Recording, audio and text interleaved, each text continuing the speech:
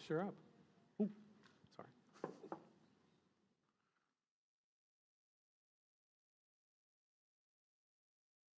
Good morning and welcome to everyone in the sanctuary and online to the Unitarian.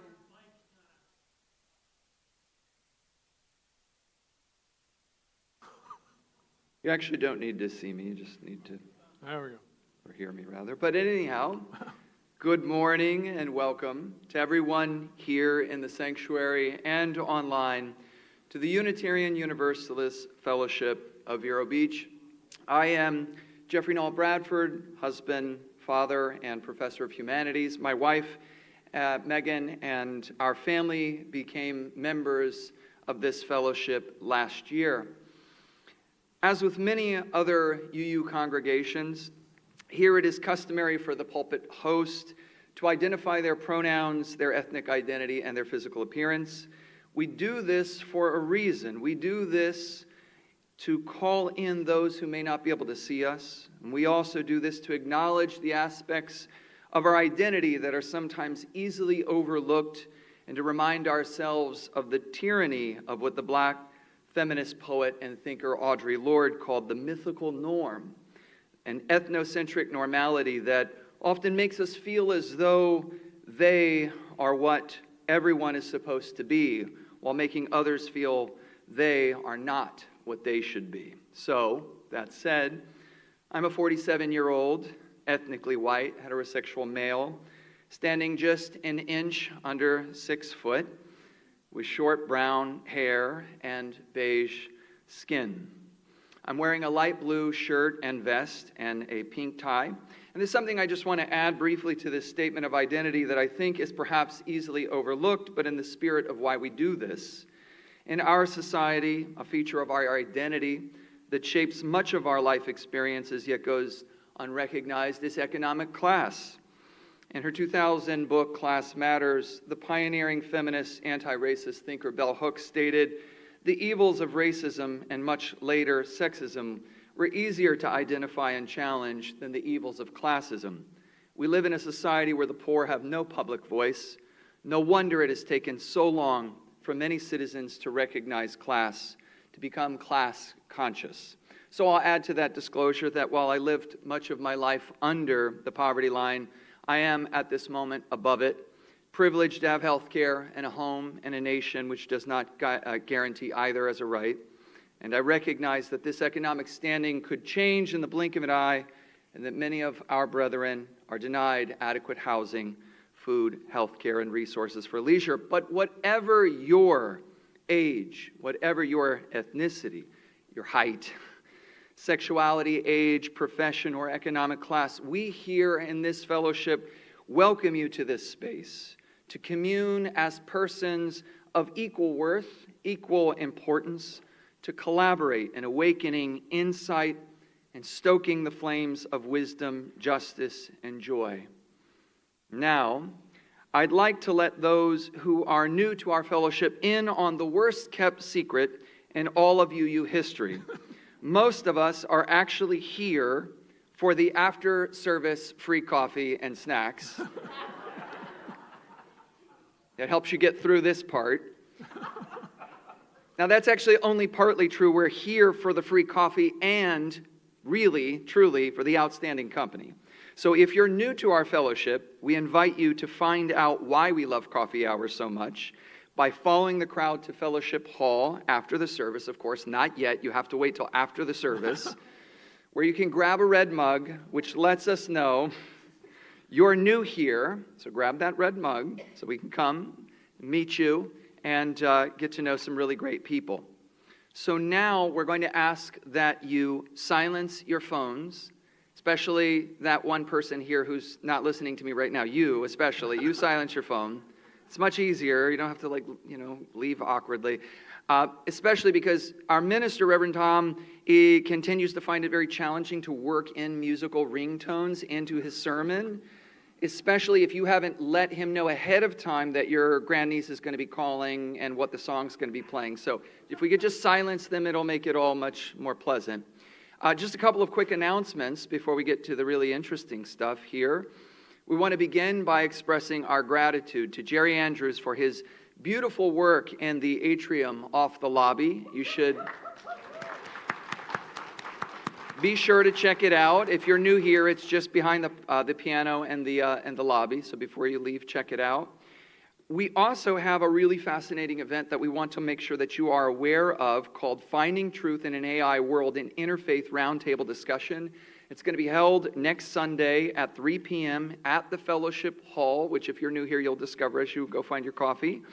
And it's really important to note that they want you to come and not just hear from the speakers, but there's also going to be a really lively discussion period. So if you have thoughts, if you have feelings, and I'm sure you do, please bring them to that event. And then finally, I have the privilege of announcing that our fellowship has been recognized by the Unitarian Universalist Association for our climate ministry, for our Green Sanctuary 2030 actions last year. So some applause for our efforts here in living our values.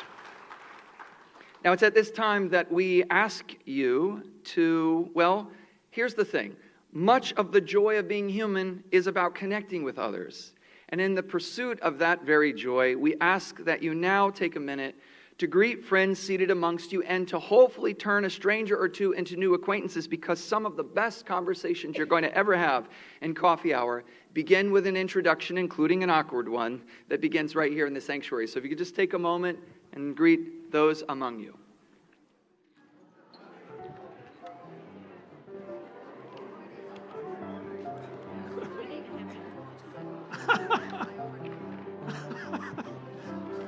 Well, he will be up again, so. All right. Howdy, howdy. Love your stall. That's really fabulous. You got your fan club going already, see? I don't think it's done.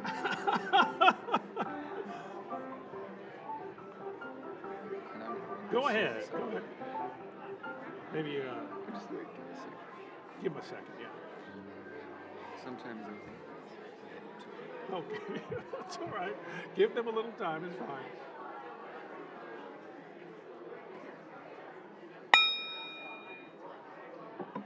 Might have to hit that harder. You gotta give me really. There we go. Okay, let's have a seat.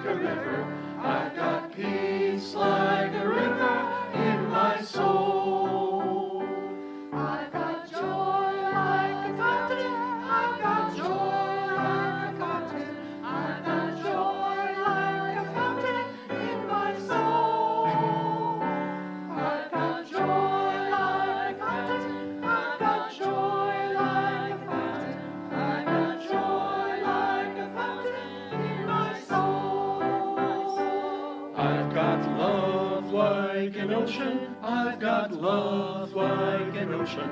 I've got love like an ocean in my soul. I've got love like an ocean. I've got love like an ocean. I've got love like an ocean in my soul, in my soul.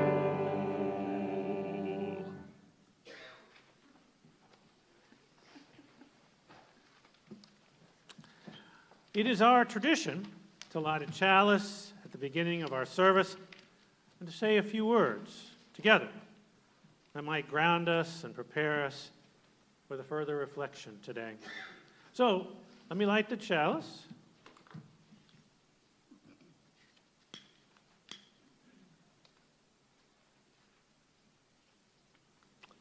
And if you'll join me, we seek our place in the world. and the answers to our heart's deep questions.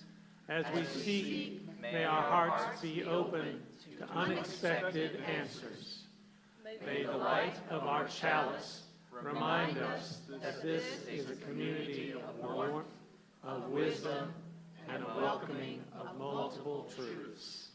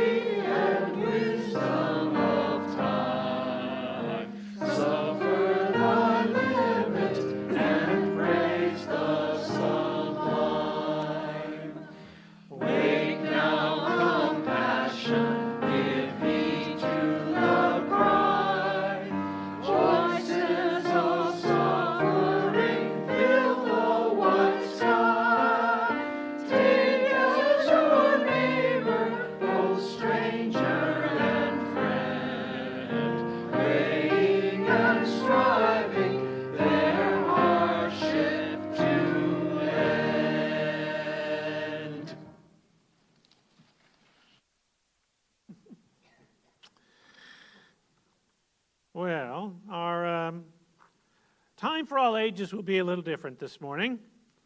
Jenny and I are going to explore what we thought about the future when we were kids. Yeah. So, how did you imagine the future would be when you were little? Well, when I was younger, yes, I did watch the Jetsons. I don't know if any of you know the Jetsons. And I did watch the movies from the 80s that had all sorts of inventions in them, like Back to the Future and Honey, I Shrunk the Kids, Pee-wee's Big Adventure and his breakfast-making machines. Even the movie Gremlins had the character, the father, that was an inventor, and he created all sorts of gadgets. I saw robots in lots of movies, but I never thought of robots taking over the world. Just possibly making some people breakfast, or maybe a machine that just produces the breakfast right in front of you. But I wasn't one to ponder on that too much. I do remember how cool it would be to see the other person that you're talking to on the phone on a video screen. And that's one of my future visions that came true. But I think of the future when I was a child. It was more about what color I wanted my house, and my car and my fence. Believe it or not, I wanted a hot pink house with a fluorescent green fence and 2 cars, one of each of those colors. But I guess the style of the house and the picket fence, and that probably stemmed from Leave It to Beaver, which is another TV show. And TV really does have a huge impact on the way we perceive what a future could be. But so do science fiction, literature, poetry, plays, storytelling, art. It's our creativity that makes up stories of what our future could be. I wasn't scared of my future. I was looking forward to it. What about you, Rev Tom? So, what I remember when I was young is I didn't think much about the future. I mean, we played. We all hung out in my front yard and played Wolfman freeze tag and cartoon freeze tag and TV show freeze tag and whatever other kind of freeze tag we could think of. And we just played. And I loved going and wandering in the forests and in the cow fields, not in the cow patty. Oh, well, what you going to do? Well, maybe a cow. Anyway, I caught fish and turtles and snakes and horny toads, and I just thought they were all so fascinating. I really never thought about what the future would be. I mean, I just was in the moment and enjoying the moment with, complete exhilaration. Until I was, I think in somewhere between 3rd and 5th grade, when I became an altar boy.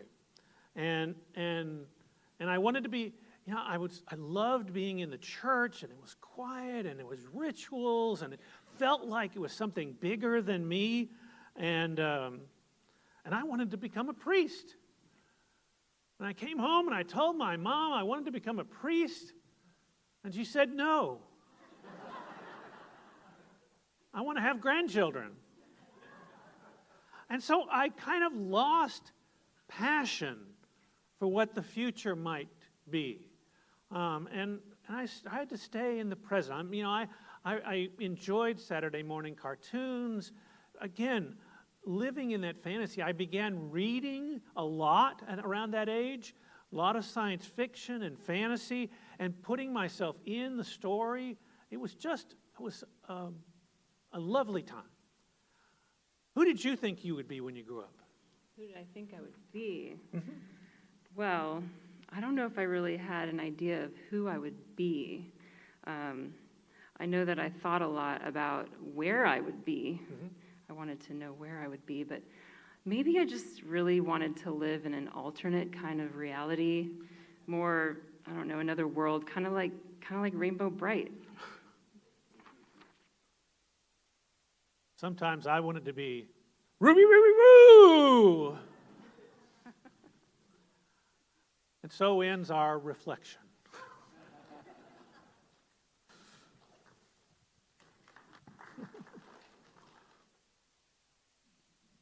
Oh, what's going on? Oh, All yeah. the children now, goodbye. Here we go. As you journey, may you know, love and hope go with you, learn and grow.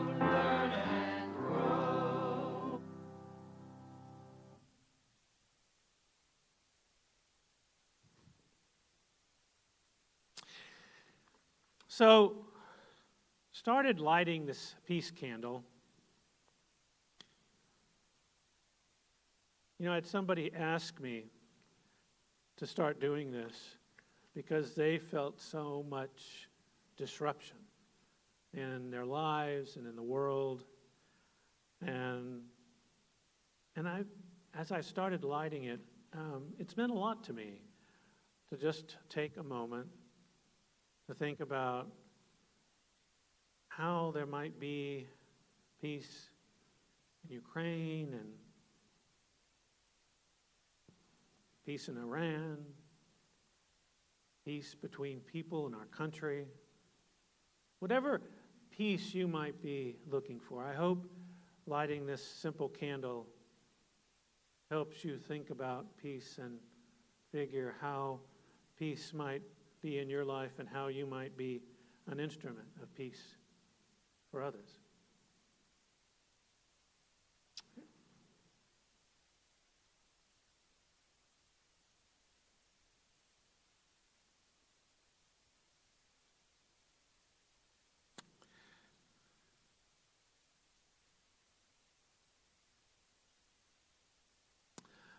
Let us now open ourselves up to acknowledge that we come together, each with our own joys and sorrows, gifts and needs. Before us in these bowls is water, the very sustenance of life. Water can buoy us up, nourish, cleanse, and replenish us, is a source of life which creates beauty in the very making of tears. This community, like water, is part of the sustenance of our lives, especially when we remember our sacred obligation to each other, to buoy each other up in times of sadness, to nourish one another in times of want, to cleanse one another with acts of kindness and generosity, and to replenish one another when our hearts are weary and worn. Today, with this water, we are reminded visually of our sacred obligation to this community, to our connections to each other. Jeff, if you would add some salt. That was for the tears that have fallen this week. May we remember that there are those among us in pain. So let us be tender with one another, for we know not what is held in the silent sanctuaries of one another's hearts. For those uplifting moments when we are touched by the bounty and beauty of nature, by a hug or a smile, by a caring act of friendship, Jeff will put some petals in the water to remind us of beauty and joy that surrounds us.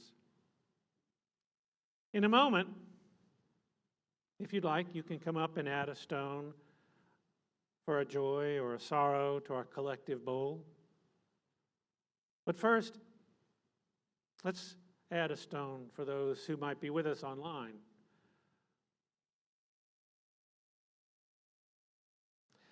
And if there are some of you who would like Jeff to add a stone for you, if you'll raise your hands, he will do so.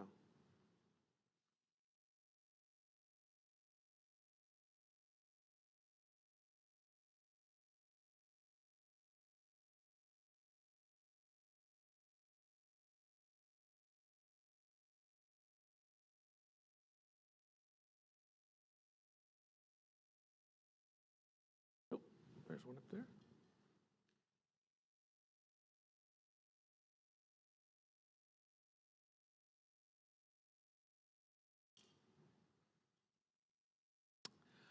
Now, those who wish to may come forward and place a stone in our communal bowl.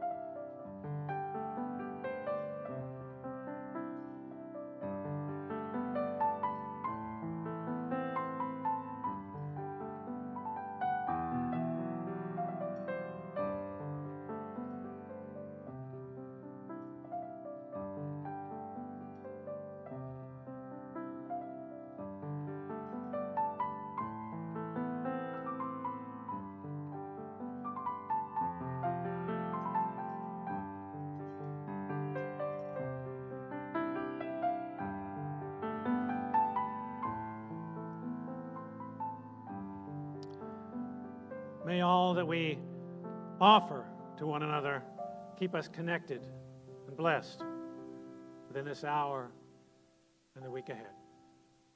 Amen.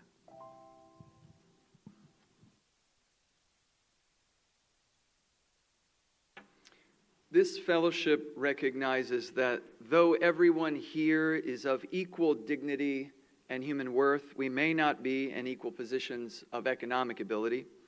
Without pressure or shame, we invite those able to do so to support our fellowship's Sunday Fund, social justice outreach program. The money gathered for this fund benefits a trusted local organization addressing the needs of the underserved in our community. You can contribute to this fund by placing an offering in an envelope found on the back of the pews, or by using your phone to click on the QR code projected above and donate there. You can also put in money as the baskets go around. Today's Sunday Fund recipient is the Treasure Coast Girls Coalition.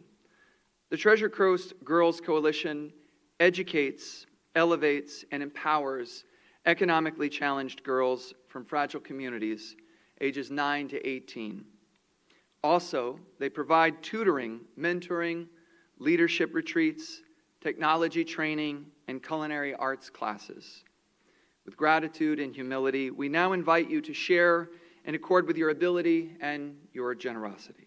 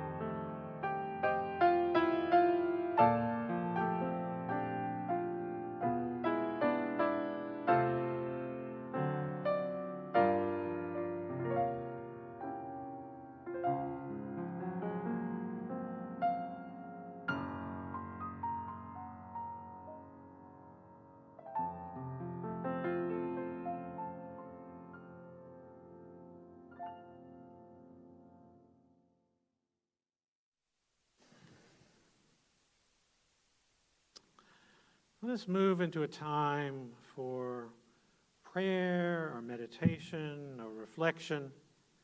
Each of us has our own way to enter that space. You might take a deep breath and just let yourself settle in.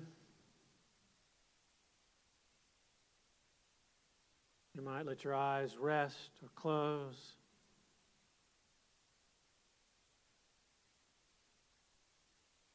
And turn your attention within.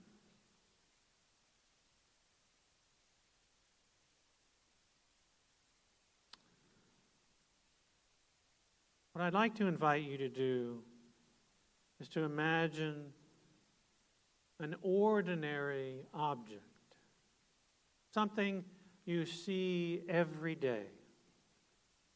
Perhaps a book on your nightstand, or plate on your table before breakfast. Something entirely ordinary.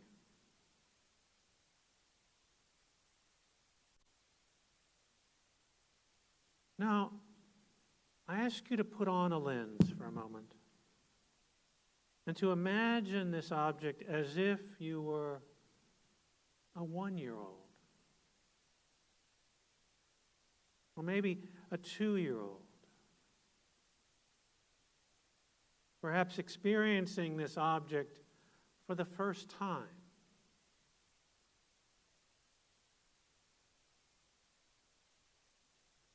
Notice what questions might come to mind, what wonderings you might have.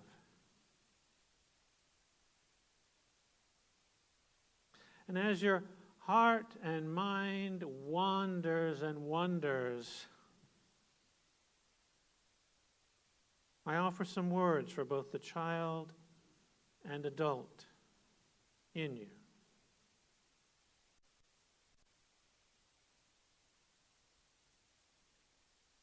Spirit of life and wonder, we come carrying questions.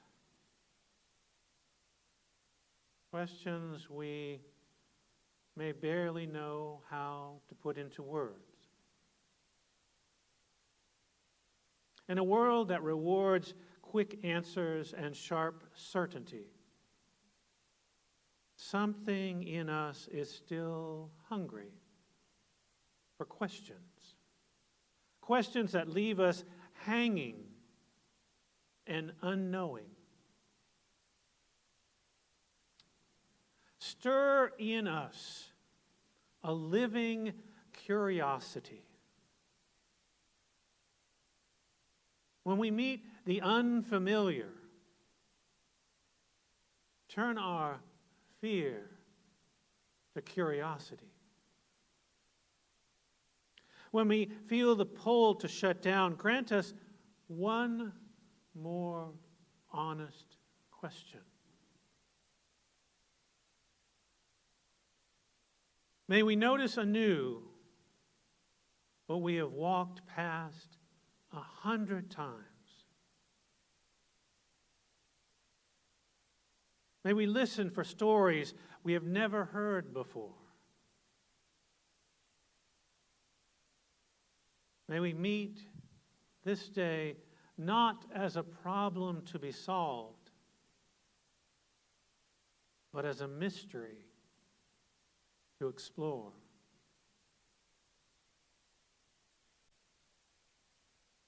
And may this help us better know the mystery that is all around us and within us.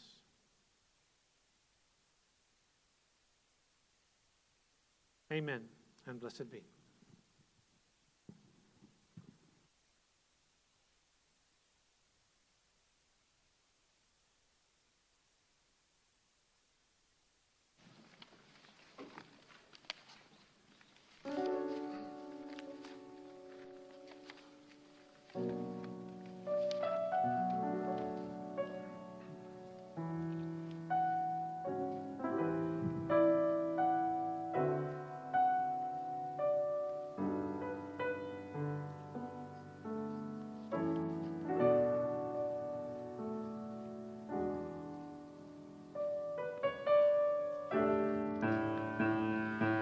What the world needs now is love, sweet love.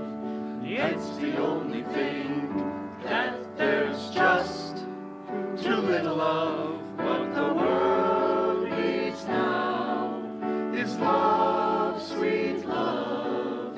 No, not just for some, but for everyone.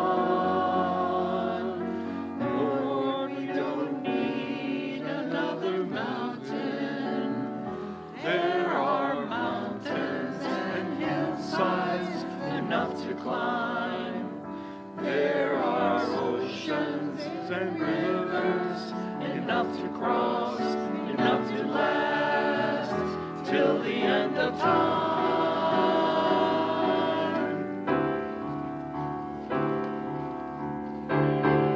What the world needs now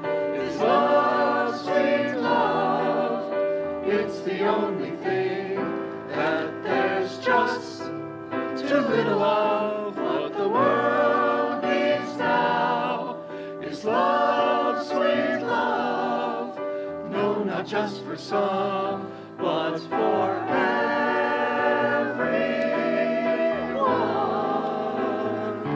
everyone, everyone.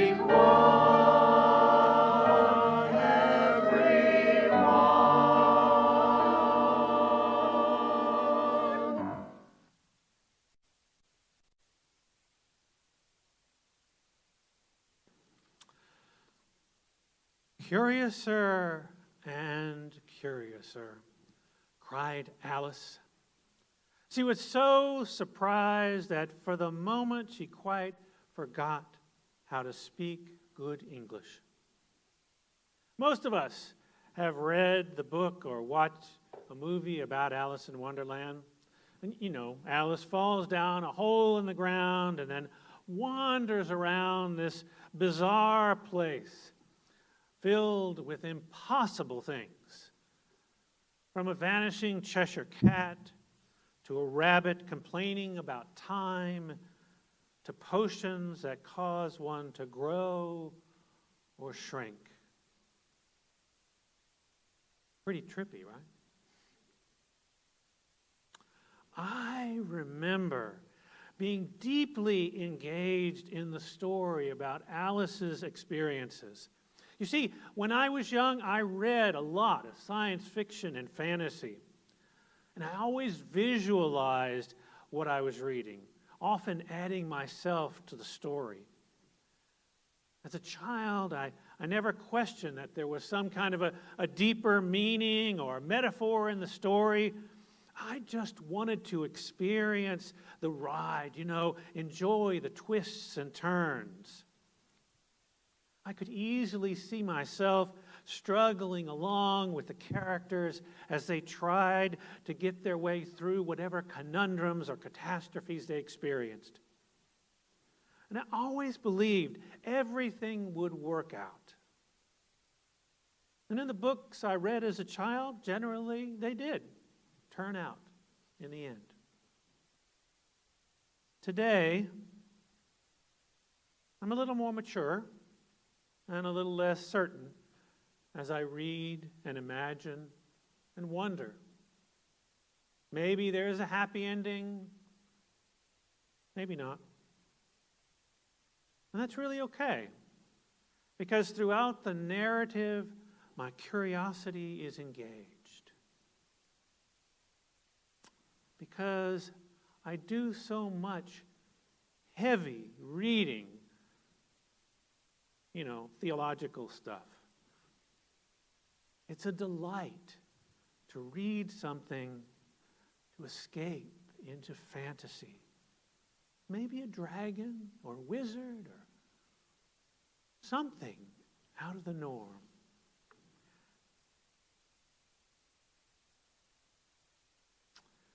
In the Time for All Ages, we considered our younger selves and how we might imagine the future.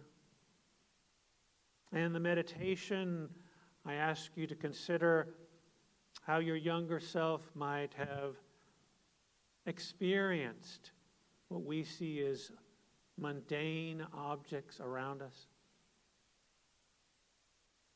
And so as I started into this sermon, I was wondering about how children explore the world with curiosity, and how we as adults explore the world with curiosity. Are there different ways that you and I engage our curiosity? Aren't we practical and rational human beings living responsibly in this world? How does curiosity fill that spot inside of us when we've already experienced so much of the world?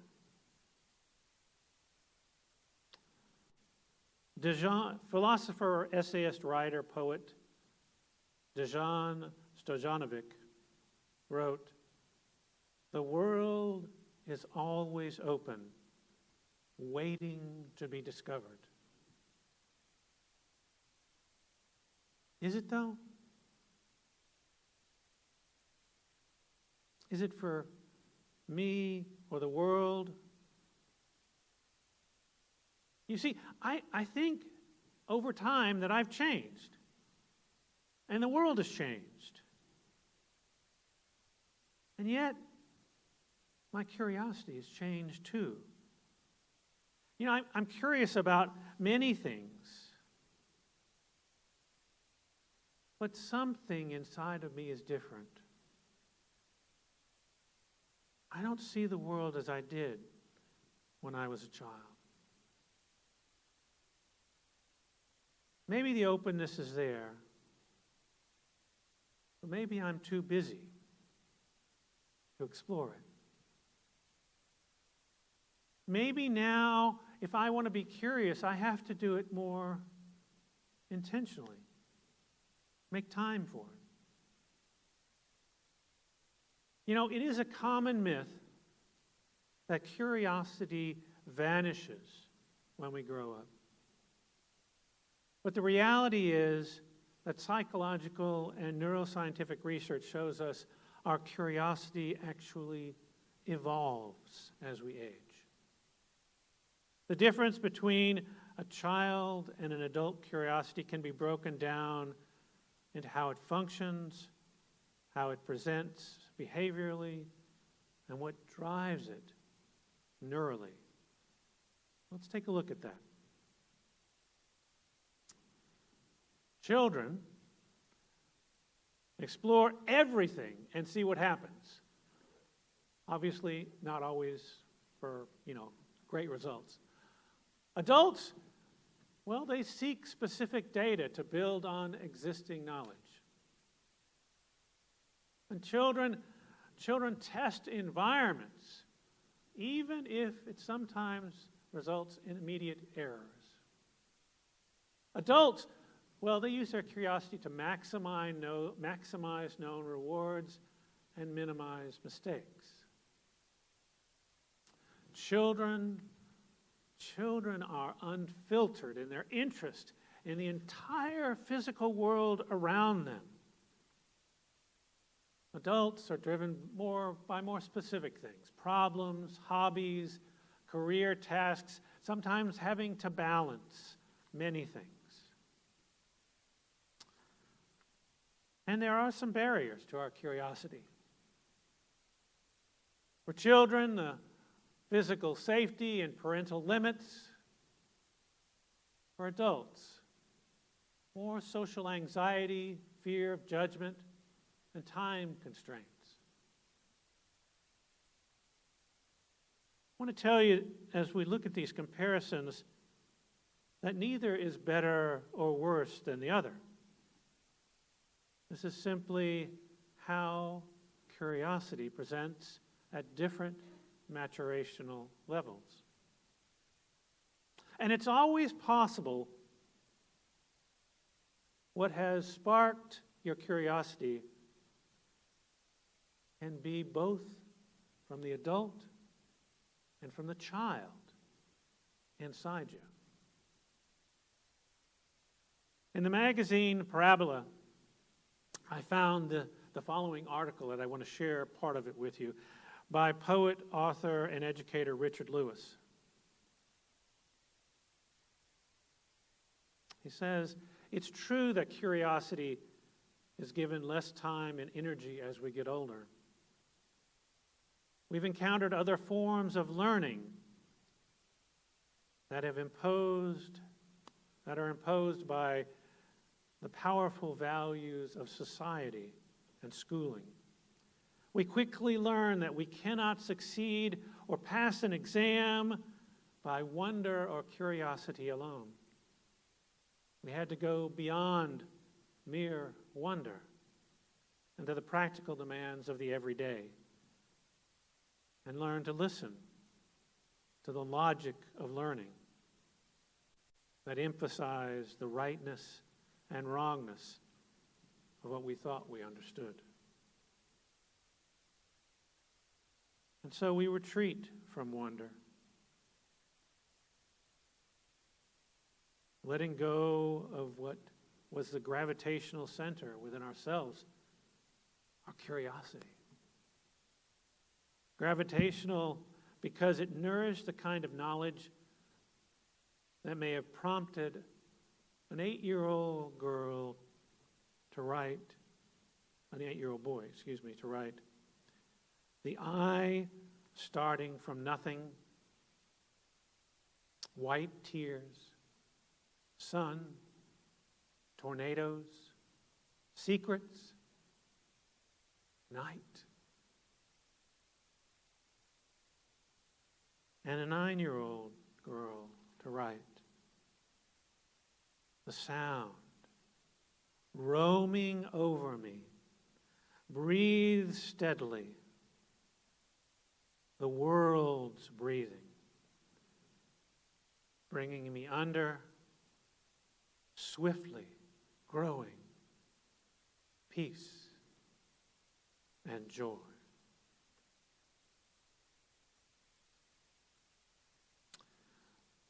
Lewis goes on to write, poet Federico Garcia Lorca urged, "Listen, my son, to the silence, the undulating silence, where valleys and echoes slip, bending our foreheads to the ground. Listen. It is silence we hear when we surrender to our wonder."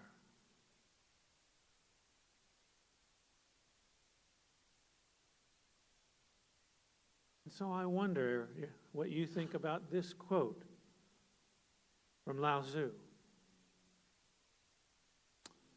From wonder into wonder, existence opens.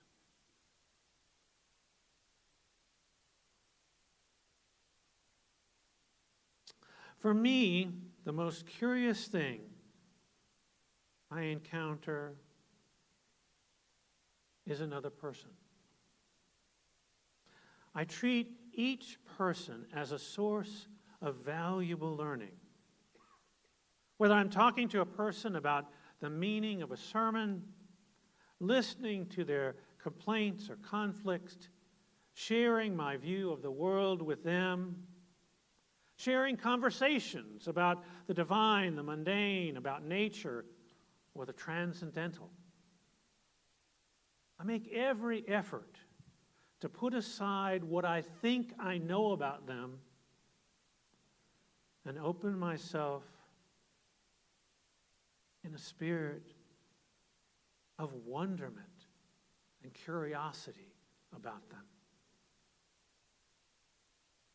Why is what we're communicating about so important to them?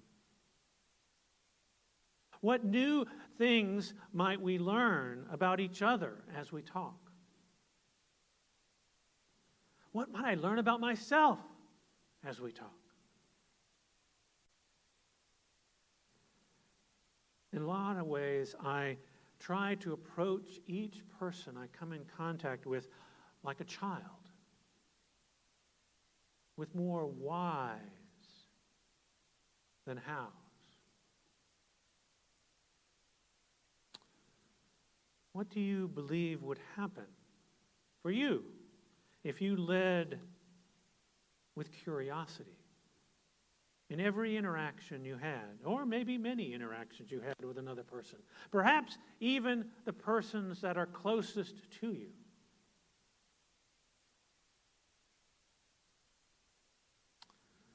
Adults tend to be more practical, only being curious when looking for specific answers.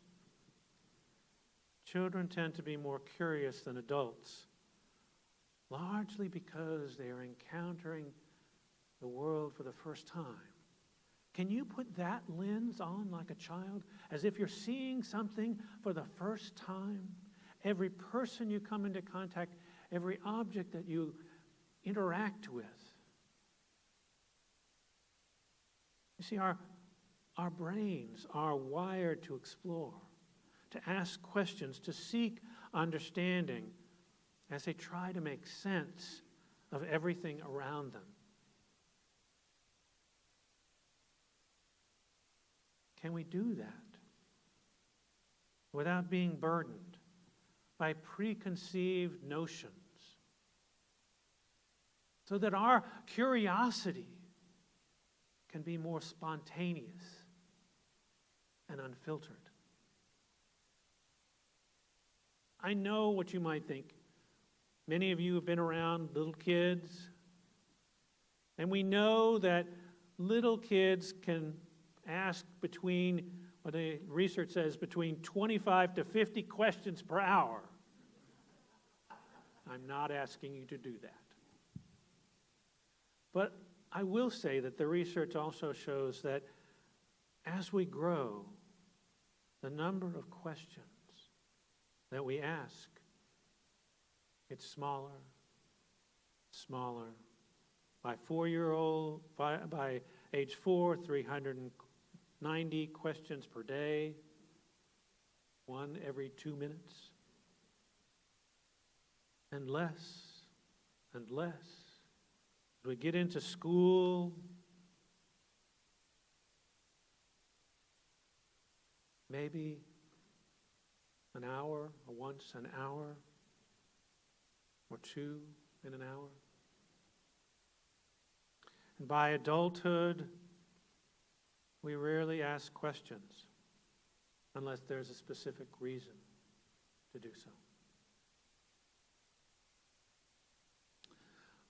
What I want to do today is invite you, my friends, to be mindfully curious, even if you're afraid that others might think you are a little strange. Even if you know a little about something, give yourself permission to be intentionally, unabashedly curious. And if a question comes into your mind like, why does the moon look so big tonight? Or why is that flower yellow and red? Or I wonder how gravity works. I mean, really. Or even, why do I think less of one person than I do of another?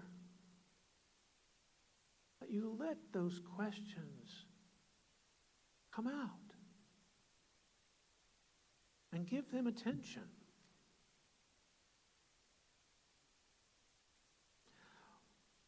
I wondered when I was a child,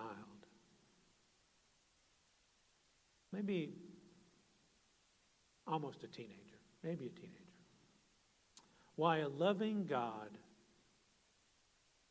I was Catholic, why a loving God would condemn people to hell. It just didn't make sense. This is the same wondering that the Universalist side of our forebears had. And from that curiosity, our forebears discerned there was no such thing as hell, other than the hell we create inside of ourselves when we do something to hurt someone else, or we feel guilt or shame. That's just what we experience in the here and now, not any afterlife.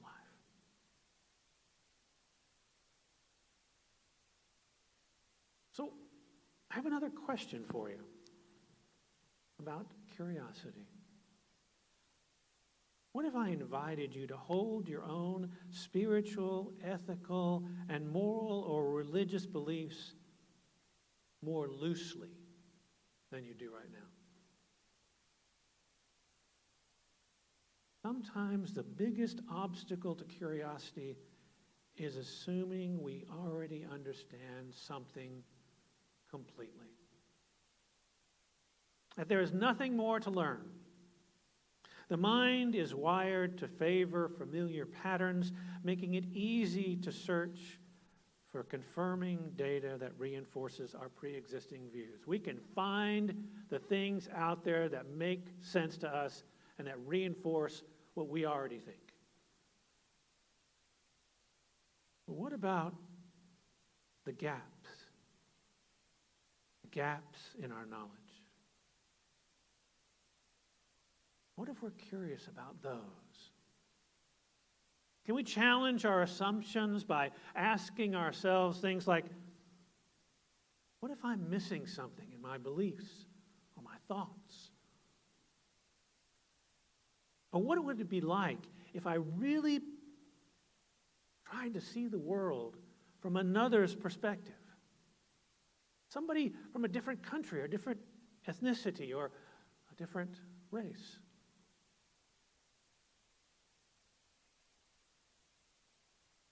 How often do we look at our own beliefs and say, what else might be true?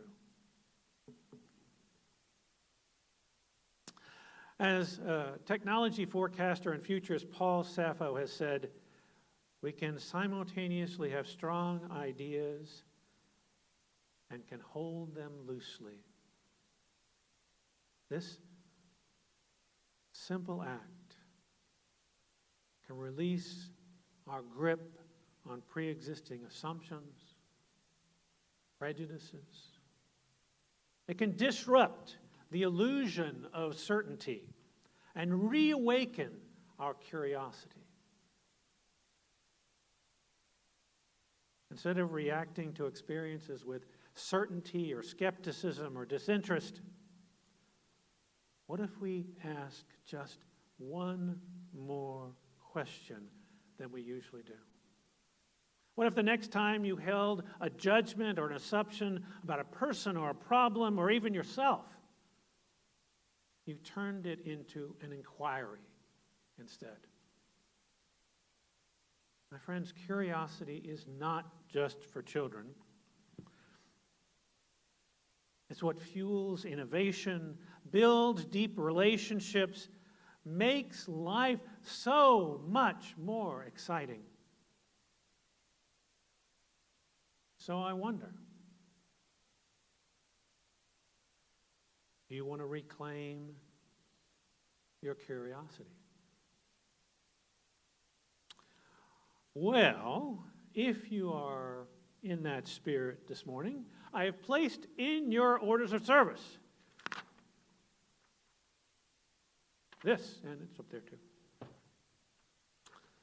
It's a little bingo card. It's called Chasing Wonder. My friends, I encourage you to look at this as an infinite game. What I mean by that is that there is no real winner or loser in this game. The rules are simple and can easily be whatever you want them to be. You can try to fill in a line or not. You can fill in the whole thing if you want to. Try to put aside your preconceived ideas and judgments about what each box is, and just notice what happens when you approach each box with curiosity, wonder. Maybe even asking why this box exists. You're welcome in coffee hour to ask each other questions about this bingo, and perhaps in doing so you might learn something with each question you ask, or perhaps each question you are asked. The invitation is simple. Use this to open your curiosity. My friends, I invite you, stir in yourself a living curiosity, and when you meet what is familiar, turn your fear into wondering. When you feel the pull to shut down, grant yourself one more honest question. May you notice anew what you have walked past 100 times. May you listen for stories you have never heard before. May you meet this day as not a problem to solve, but as a mystery to explore. And may this help you better know the mystery that is around and within. Amen.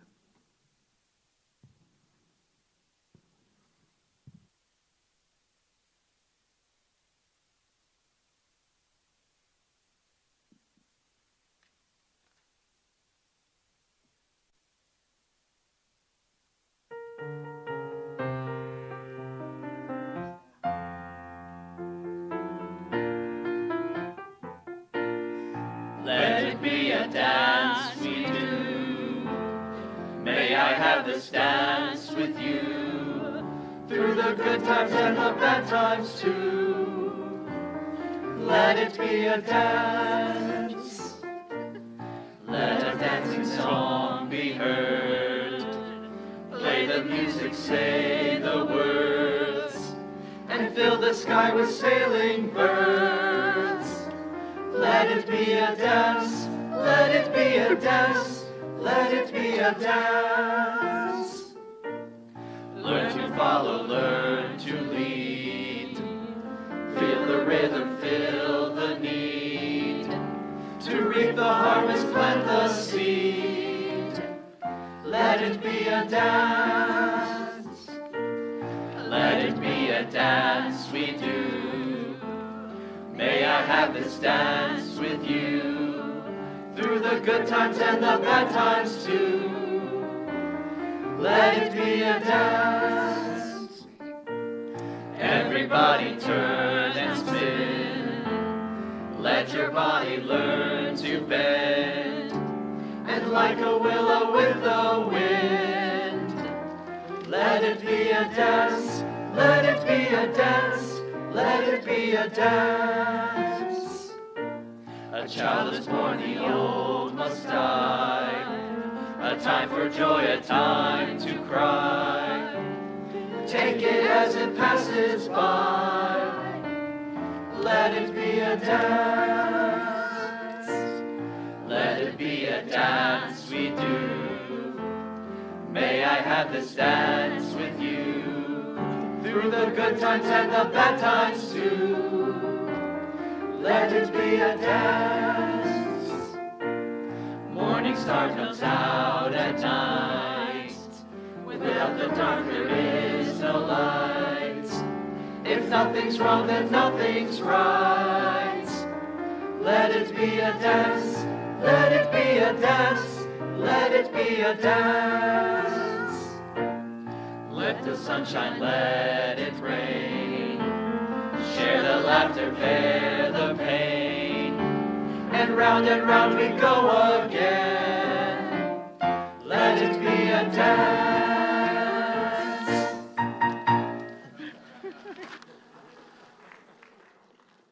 May your wonder be bigger than your fear. May your questions lead you gently into truth, not control. May you meet the unknown with wide eyes, and let your spirit be surprised. Amen.